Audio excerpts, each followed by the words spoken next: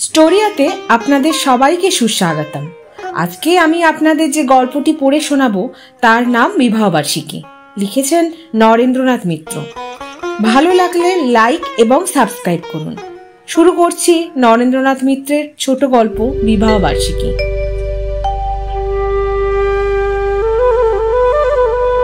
স্বামী স্ত্রীর মধ্যে জল্পনা কল্পনা অনেকদিন ধরেই চলছিল। বিকাশ আর নন্দা তাদের বিয়ের 10ম বার্ষিকী উৎসব এবার ঘটা করে যাপন করবে। গরজটা বিকাশের চেয়ে নন্দারই বেশি। নন্দার দাদা বৌদি, দিদি জামাইবাবু, সহপাঠিনী, বান্ধবীরা সবাই কত নতুনভাবে তাদের বিয়ের দিনটিকে স্মরণ করে। কেউ কেউ স্ত্রীর জন্য শাড়ি গয়না কিনে নিয়ে আসে, কেউ স্ত্রীর জন্য শহরের বাইরে গিয়ে দিনটি কাটিয়ে আসে। গাড়ি থাকলে গাড়িতে যায়, না হলে ট্রেনে যায়। কেউ আবার বাগান বাড়িতে টাগান বাড়িতে গিয়ে পিকনিক করে, কেউ বা আত্মীয় স্বজনকে নিজের বাড়িতে ডেকে খাওয়ায়। কতভাবে আমোদ আহ্লাদ করে। ওসব দূরে থাকুক, নন্দা এমন কপাল করে এসেছে যে অ্যানিভার্সারির দিনে ভালো একখানা শাড়িও জোটে না তার। প্রথম 2-4টে বছর বিকাশ কবিতার বই আর ফুল নিয়ে আসতো। কবছর ধরে তাও গেছে। গতবার ছিল বিচ্ছুর অসুখ, তার আগের বার নন্দা নিজেই টাইফয়েডে পড়েছিল। বিবাহবার্ষিকীর দিনে বন্ধু বান্ধব, ফুল কি ধূপকাঠি কিচ্ছু আসেনি। ডাক্তার আর ওষুধপত্রই এসেছে। তার আগের বার নন্দা ওই সময়টায় বাবার কাছে কৃষ্ণনগরে ছিল, তার ফলে বিকাশের আর কোনো খরচাই হয়নি। খামে একখানা চিঠি পাঠিয়ে দিয়েই স্মরণ উৎসব শেষ করেছে। বিকাশ হেসে বলে, হ্যাঁ, দেখো, ওসব বড় লোকের উৎসব বড় লোকেদেরই মানায়। গরিবের কি ঘোড়া রোগ সাজে? সর্বসাকুল্যে পাই তো 250, তার মধ্যে বাড়ি ভাড়া, দোকানপাট, মাসকাবাড়ি, 2টি ছেলেমেয়ের পোশাক, খোরাক, স্কুলের মাইনে, ডিসপেন্সারির ওষুধের বিল মিটিয়ে অ্যানিভার্সারির কথা কি আর মনে থাকে? যদি বেঁচে পড়তে থাকি আর অবস্থাটা ততদিনে ভালো হয়ে যায়, আমরা 1 সেন্টিনারি করব।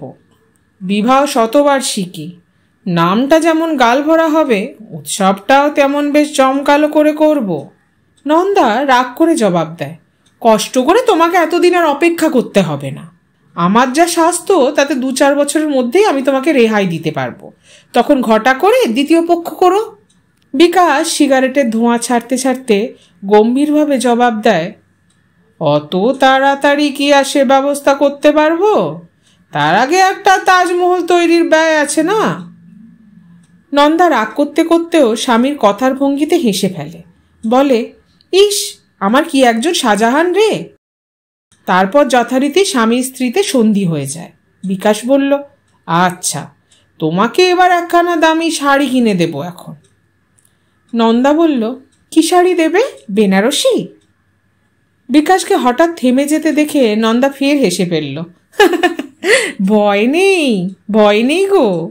তোমার কাছে সত্যি সত্যিই বেনারসি চাইবো না, সিল্ক জর্জেটও চাইবো না। তাঁত দাও আর মিলই দাও, যা তুমি হাতে তুলে দেবে তাই আমার ঢের। তবে হাসি মুখে দিতে হবে কিন্তু। সব টাকা একখানা শাড়িতে ব্যয় করে বসবো এমন আক্কেল আমার নয়। তারপর মাস ভরে নন্দার জল্পনা কল্পনা চলে বিবাহবার্ষিকীর জন্য বরাদ্দ করা টাকাটা তারা আর কত সার্থকভাবে ব্যয় করতে পারবে। নন্দার একবার ইচ্ছা হয় শাড়ি, ফুল, বইটই কেনা ছাড়াও 2-4 জন বন্ধু বান্ধবকে ডেকে খাওয়ানোর। গতবার ফাল্গুন মাসে বিথিকা ভবানীপুর থেকে তাদের ম্যারেজ অ্যানিভার্সারিতে নিমন্ত্রণ করেছিল। বিকাশ যায়নি, কিন্তু নন্দা না গিয়ে পারেনি। কবিতার বই আর রজনীগন্ধায় টাকা 2.5 খরচ হয়েছিল। বিথিকা খাইয়েছিল খুব, পোলাও, মুরগির মাংস, দই, মিষ্টি। অত না খাওয়াতে পারলেও বিথি আর পরেশবাবুকে একবার না বললে কি ভালো দেখায়? আর কিছু না হোক, বন্ধুকে ডেকে যদি ডাল ভাত মাছের ঝোল খাওয়ানো যায় তাতেই শান্তি। কিন্তু এমন স্বামীর হাতেই পড়েছে নন্দা, যার মনে কবিত্ব কল্পনা বলে কোনো পদার্থই নেই। তার কেবল হিসেব আর হিসেব।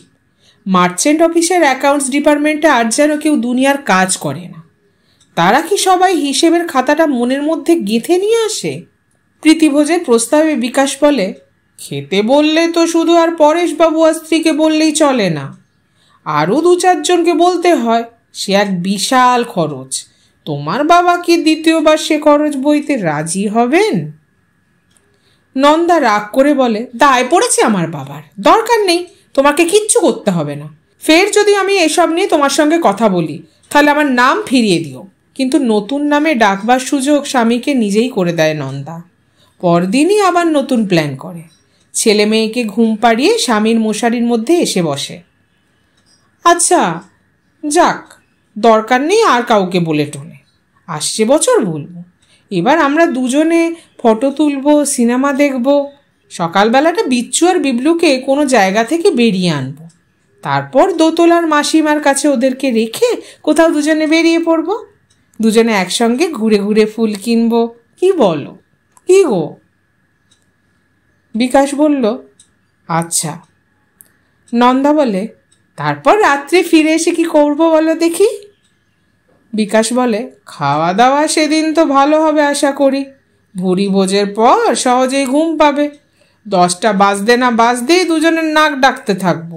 বিয়ের দিন একটা সানাই বেজেছিল, অ্যানিভার্সারির দিন 2টো সানাই বাজবে।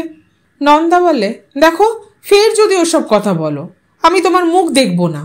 সেদিন রাত জেগে জেগে আমরা আমাদের পুরনো চিঠিগুলো পড়ব, তখন কি সুন্দর সুন্দর চিঠিই না তুমি লিখতে, বারবার পড়লেও তা যেন আর ফুরোতে চাইতো না। মাঝে মাঝে আবার কবিতাও থাকতো, কিছু রবীন্দ্রনাথের আর কিছু নিজের। তখনকার দিনে তোমার চিঠিগুলো আমি যত্ন করে তুলে রেখেছি। আমার লেখা জবাবগুলির একটাও তোমার বাক্স সুটকেসে কোথাও খুঁজে পাইনি। আমার চিঠি তুমি রাখবে কেন? আমি তো আর তোমার ভালো লিখতে পারি না। যারা পারত তোমার সেই বান্ধবীদের চিঠি কিন্তু এখনো 2-4খানা আছে। বিকাশ বলে, কি যে বলো, আমার বান্ধবী টান্ধবী কিছু নেই। গৃহিণী বলতেও তুমি, সচিব বলতেও তুমি, আর সখী বলতেও তুমি। কথাটা একেবারে অসত্য নয়। ছেলে মেয়ে হয়ে যাওয়ার পর স্ত্রী জাতিরা অন্য কারো মুখ দেখা একেবারে বন্ধ না করলেও মন দেওয়া নেওয়ার পালা পুরোপুরি শেষ করে ফেলেছে বিকাশ। বিশ্বাস সন্তার খড়গ নন্দার ওপরে যে পড়েনি সেজন্য কৃতজ্ঞ। তার পরিচিত অনেককেই এ দুঃখ ভোগ করতে হয়েছে। বাদ প্রতিবাদের মধ্যে না গিয়ে নন্দা বলে, আমরা তাহলে রাত জেগে চিঠিগুলো পড়বো, হ্যাঁ কি বলো? বিকাশ আর আপত্তি করে না। বিয়ের 10 বছর পরে 2টি ছেলের মা হওয়া সত্ত্বেও নন্দা যে এতখানি রোম্যান্টিক থেকে গেছে সে কথা জেনে বিকাশের বরং আনন্দই হয়, বিস্ময়ও নিতান্ত কম হয় না। মনের এতখানি সজীবতা ও রাখতে পারল কি করে?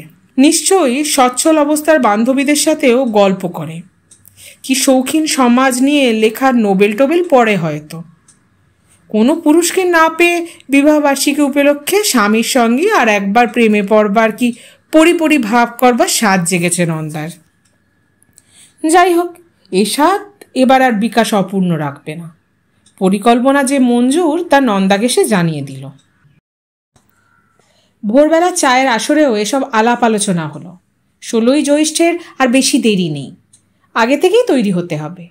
নন্দা স্বামীকে অনুরোধ করল, লাইফ ইন্স্যুরেন্সের কোয়ার্টারলি প্রিমিয়ামটা যেন এ মাসে না দেয় বিকাশ, সামনের মাসে না হয় কিছু ফাইন দিয়েই দেওয়া যাবে।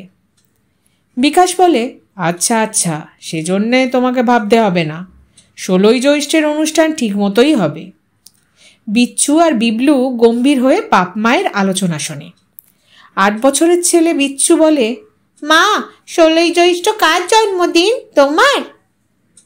নন্দা বলে, দূর বোকা, বাবার। নন্দা হেসে বলে, দূর, তাও নয়। বিচ্ছুর ছোট বোন 6 বছরের বিবলু, সে বলে, দাদাটা বোকা, কিচ্ছু জানে না। বিকাশ হেসে বলে, তুই জানিস? বিবলু বলে, জানি, বিয়ের জন্মদিন, তোমাদের বিয়ে।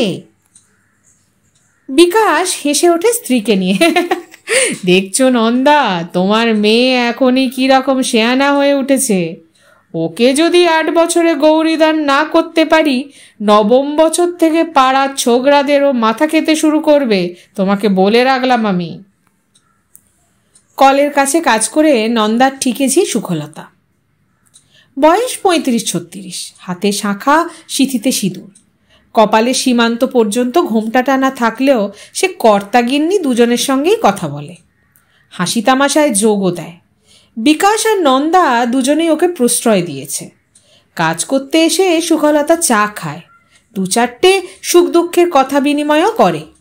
সুখলতা বাসন মাজে, বাটনা বাটে, কয়লা ভাঙে, উনুনে আঁচও দিয়ে দেয়। মাসে 8 টাকা করে নেয়। বাইরের কাজ করলেও বিকাশ আর নন্দার ঘরের খবর সে রাখে। কত টাকা মাইনের চাকরি করে বিকাশ, কত টাকার কাঁচা বাজার করে, স্বামী স্ত্রীর মধ্যে কোনো দিন কোনো ব্যাপারে মনোমালিন্য হয় কি না সেটা সে আন্দাজ করে নেয়। বিকাশের কথা শুনে সেদিন বাসন মাজতে মাজতে সুখলতা বলল, বাবু 16ই জ্যৈষ্ঠ খুব ভালো দিন না? বিকাশ বলে, কেন বলতো? ভালো দিন নিশ্চয়ই, ক্যালেন্ডারে লাল তারিখ না হলে কি হবে, আমাদের পক্ষে রাঙা শুক্রবার। সুখলতা বিকাশের কথার ব্যঞ্জনা সবখানি বুঝতে না পারলেও হাসল। আমাদের বস্তির চক্রবর্তী মশাইও তাই বলেন, 3টে লগ্ন আছে ওই দিন, তারার বিয়ে ওই দিনই ঠিক করে ফেললাম বৌদি। তারা সুখলতার বড় মেয়ে, 15-16 বছর বয়স, মাথায় একগোছা কোঁকড়ানো চুল, রংটা ফর্সা, মুখখানা একেবারে পান পাতার মতো, কথাবার্তা তত বলে না, কিন্তু ভাবভঙ্গি দেখলে বোঝা যায় সে তার মায়ের মতোই বুদ্ধিশুদ্ধি রাখে। এর আগে তারাকে মাঝে মাঝে সঙ্গে নিয়ে এসেছে সুখলতা। মেয়েকে দিয়ে নন্দার পান সাজিয়েছে, কি ময়দাও মাখতে বসিয়েছে, তার বদলে চেয়েছে পুরনো শাড়ি ব্লাউজ। সময় সময় না চাইলেও দিয়েছে নন্দা। নন্দা সুখলতার কথায় জবাব দিয়ে বলল, একেবারে 16ই জ্যৈষ্ঠই ঠিক করে ফেললে, আমাদের কাছে একবার জিজ্ঞাসা করলে না? বিকাশ পরিহাসের সুরে বলল, কেন, ভালোই তো হয়েছে নন্দা, আমাদের ফাংশনটা নয় সুখলতার বাড়িতে গিয়েই করা যাবে। তোমার মেয়ের বিয়েতে আমাদের নিমন্ত্রণ করবে তো সুখলতা? সুখলতা বলল, কি যে বলেন দাদাবাবু, আপনারাই তো মেয়ের বিয়ে দেবেন, আপনারা না দিলে আমার কি সাধ্য আছে বলুন তো এই মেয়েটাকে নামানোর? আমারও সাধ্য নেই, তার বাপেরও সাধ্য নেই। বুড়ো নিত্যরোগা হাঁপানির রুগী, আজ 5 বছরের মধ্যে একটি পয়সা উপায় করেনি, সব আমাকে দেখতে হচ্ছে। আপনারা না দিলে আমি কোথায় পাবো দাদাবাবু? বিকাশ কিছু বলার আগে নন্দা বলে উঠল, তাই তো তোমাকে বলেছিলাম সুখলতা, আমাদের সঙ্গে পরামর্শ না করেই মেয়ের বিয়ের তারিখ পাকা করে ফেললে।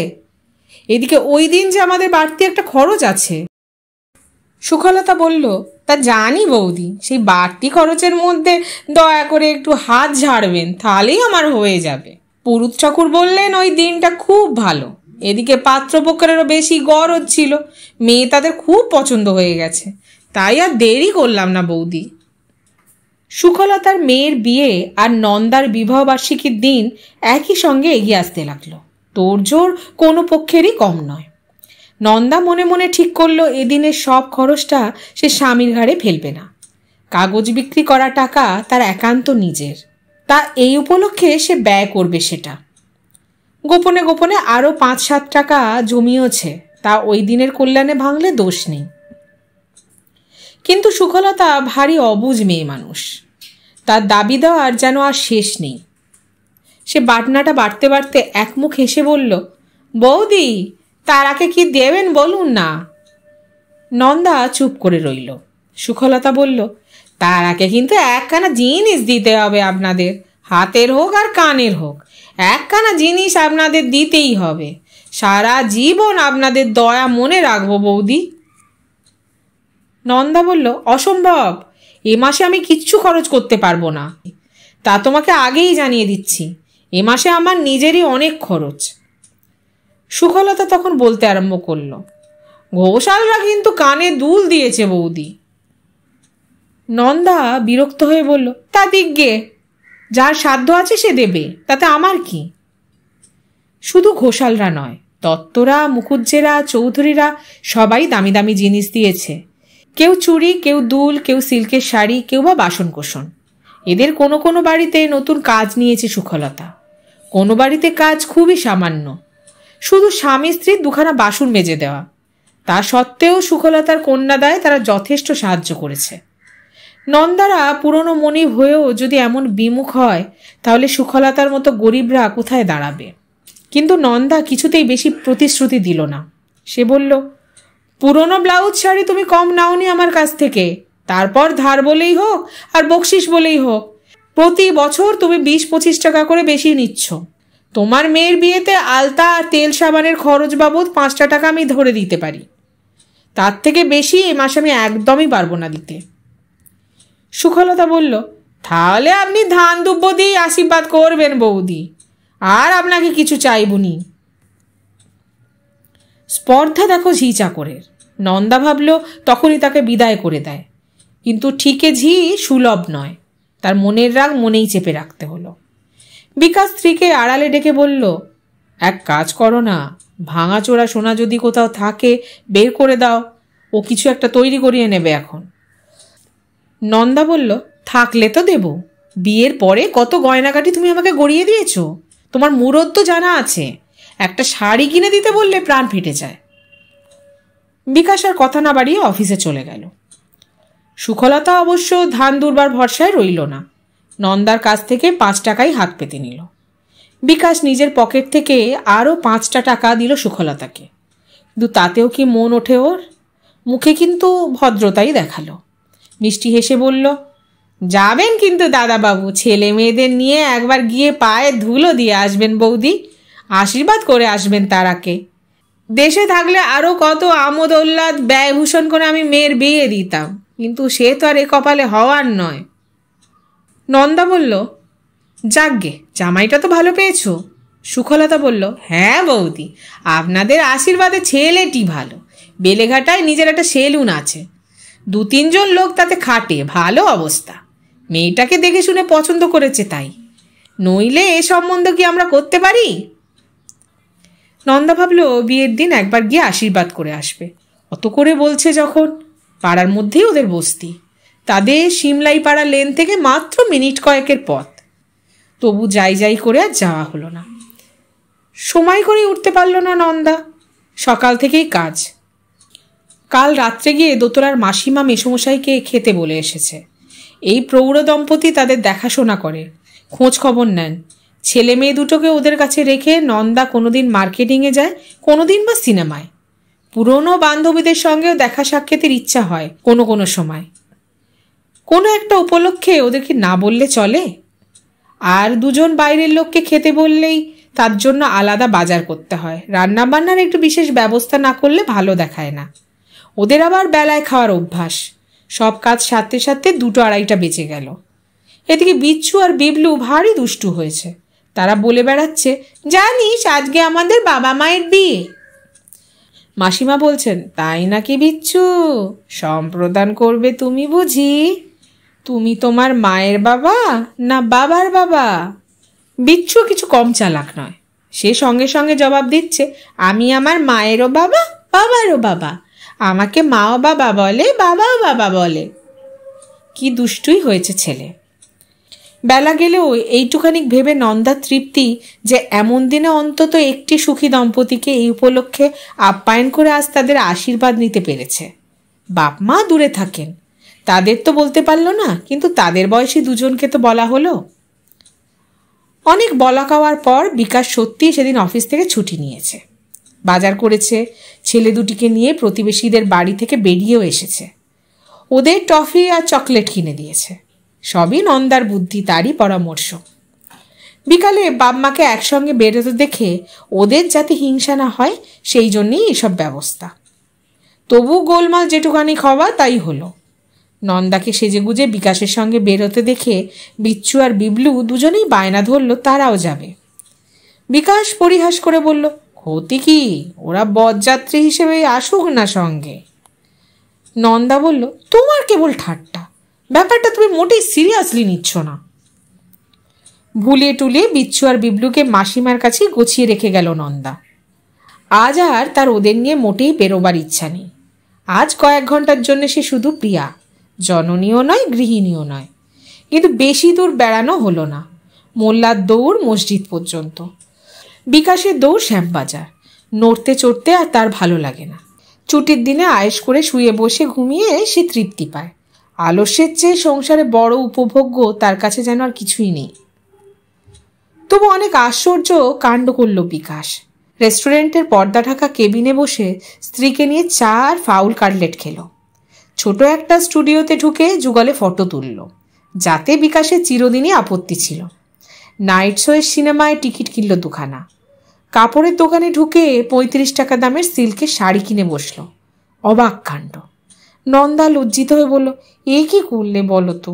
শাড়ির জন্য 18 টাকার বেশি বরাদ্দ ছিল না তো। বিকাশ বলল, বরাদ্দ কথাটা বড্ড বেশি গদ্য খাসা, আধুনিক কবিতাতে ওর ব্যবহার নেই। শাড়িটা তোমার পছন্দ হয়েছে কিনা বলো। পার জমিন।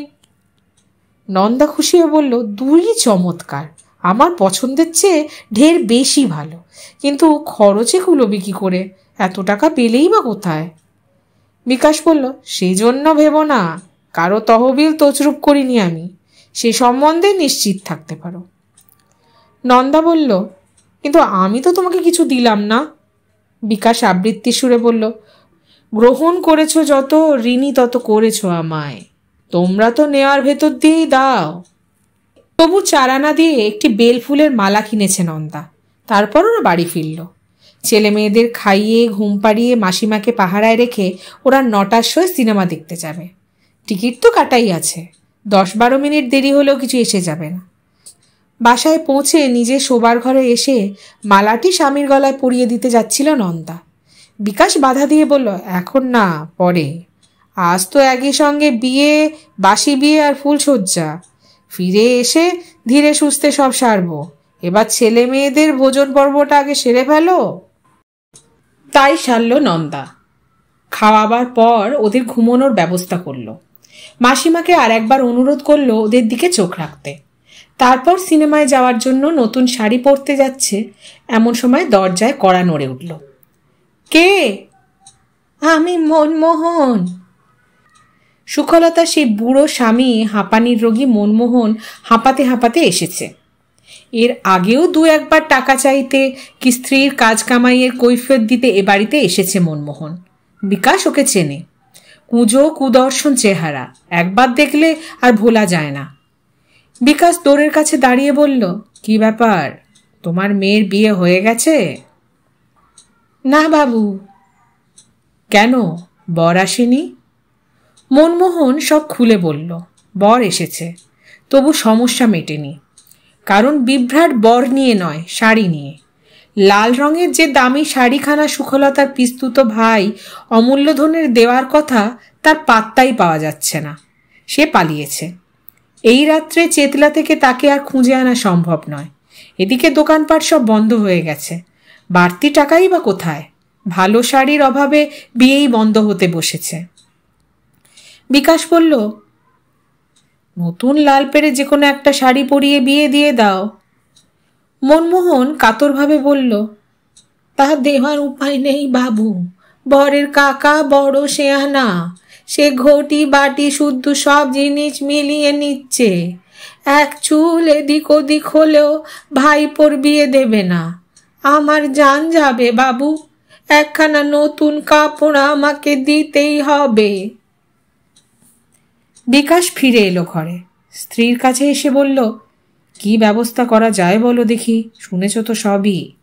নন্দা বলল, শুনেছি, কিন্তু এক বর্ণ আমি বিশ্বাস করিনি। সুখলতা জানে আজ আমার নতুন শাড়ি আসবে, তাই ছলে বলে সেখানে আদায় করতে এসেছে। ওরা ঠকজোচ্চোর বদমাস, আমি ওদের কথা এক বিন্দু বিশ্বাস করি না।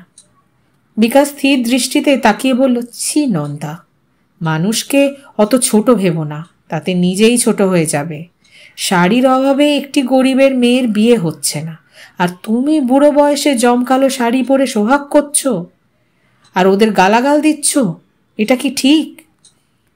নন্দা চিৎকার করে বলে উঠল, চুপ করো, চুপ করো। তোমার দরদ যে কি জন্য তা আমার টের পেতে বাকি নেই। আমি বুড়ি? তুমি তো চিরযৌবনের দখলি সত্ত্ব নিয়ে এসেছো। যাও যাও, তাই গিয়ে ভোগ করো, আমার কাছে তোমাকে আর আসতে হবে না।